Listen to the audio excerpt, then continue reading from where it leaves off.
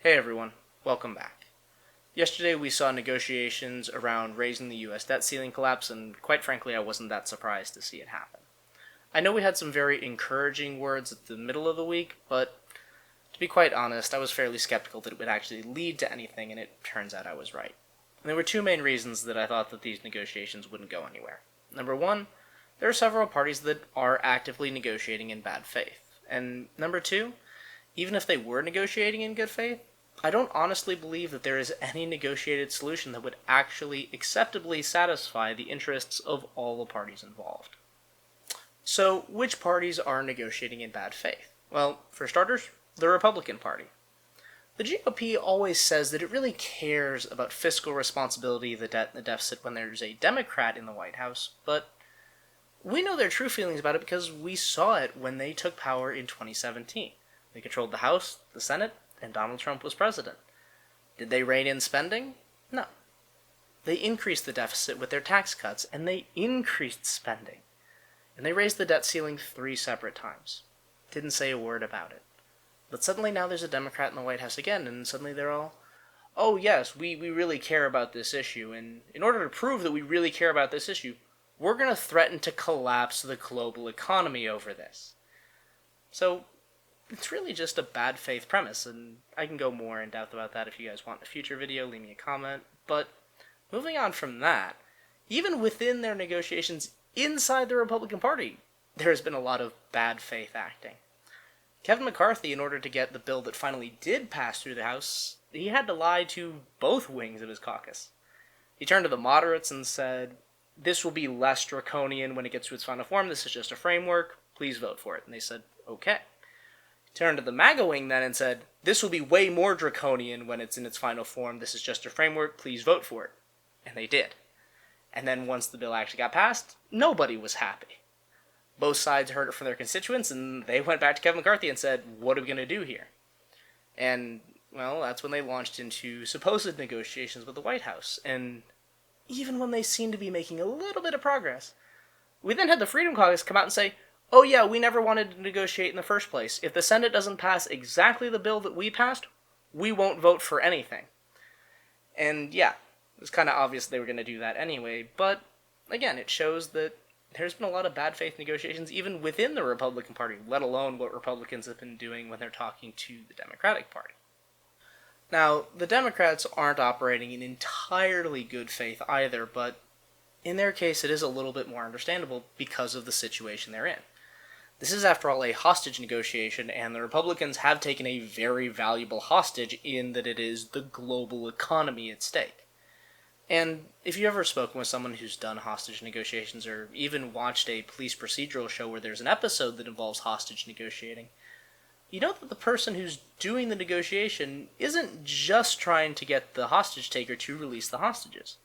There's also usually a SWAT team lining up to storm the room.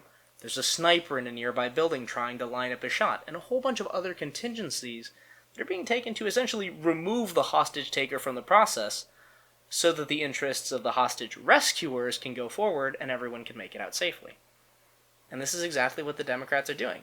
They're trying to negotiate with McCarthy and the House GOP, but at the same time, I'm sure they're just as skeptical as I am, so they've got to have backup plans. That's why you see Hakeem Jeffries working on the discharge petition. There is the Problem Solvers Caucus that's trying to come up with something in a bipartisan manner, the way Congress is supposed to work, so that's definitely not going to happen. You have people talking about the 14th Amendment. You have people talking about minting $1 trillion coin.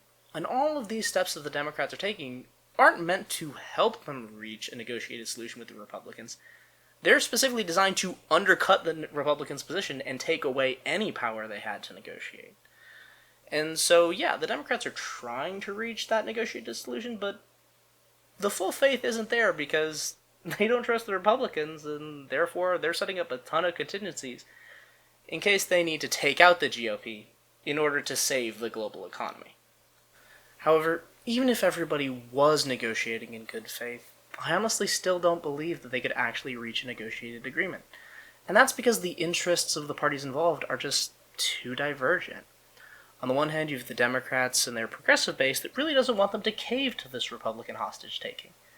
But we have seen a little bit of concession from the Democrats as they're trying to build some bipartisan credentials to help them in their tough Senate races in West Virginia and Montana and some of the other swing states they're going to need to hold on to the Senate. And that's why we have seen at least some movement from Joe Biden towards an actual negotiated solution. But they're really not all that interested in giving too much more than a little bit. On the other hand, Republicans' interests are even more diverse. You've got the moderate wing of the party who came out of districts that Biden won in 2020 saying, we can actually have these cuts happen. We will lose our general election. So we need to negotiate and reach some sort of middle ground that isn't what we passed. Now on the opposite side, you've got the MAGA wing of the party that says, we gotta stick it to the libs, we can't give any ground to Sleepy Joe, and if we do any of that, we will lose our primaries. And then in the middle of all that, you've got Kevin McCarthy, who's looking at this whole mess and going, if I don't keep all of these people happy, especially the MAGA people, I will lose the speaker's gavel. And in this, ridiculous maelstrom of conflicting interests, I just really don't see a path where an agreement can be crafted that's actually going to meet everyone's interests. At least not one that's actually going to come from McCarthy negotiating with Biden. Weirdly, I think that the outcome that would best suit the interests of all parties involved would be for these negotiations to fail, and then for the Democrats to successfully use the discharge petition to push through raising the debt ceiling. The progressive wing of the Democratic Party would be happy because the Democrats didn't work with Kevin McCarthy and the MAGA wing of the party. Moderates would get some sort of blue ribbon commission to study the debt problem and be happy with that. Swing district Republicans would be able to say, hey, I knew that we couldn't crash the global economy, so I worked across the aisle, proved that I can be bipartisan, that I am a pragmatic policymaker and working in your interests. And that would definitely help their re-election campaign. The MAGA Republicans, on the other hand, will be able to say, well, we were stabbed in the back by those rhinos. We should have held it to the Democrats. We'll get them. Don't you worry. They'll go on Fox News, Newsmax, whatever, and do their bit. And Kevin McCarthy can wash his hands like Pontius Pilate and say, well, there was nothing I could do to stop it. I tried my best. But, at the end of the day, those darn Democrats got away with it again. And everybody, for the rest of us, everybody, we get to not have the global economy collapse, which is good for everybody. However, the fact that that is our best possible solution does say something about the state of U.S. politics, doesn't it? Think about it.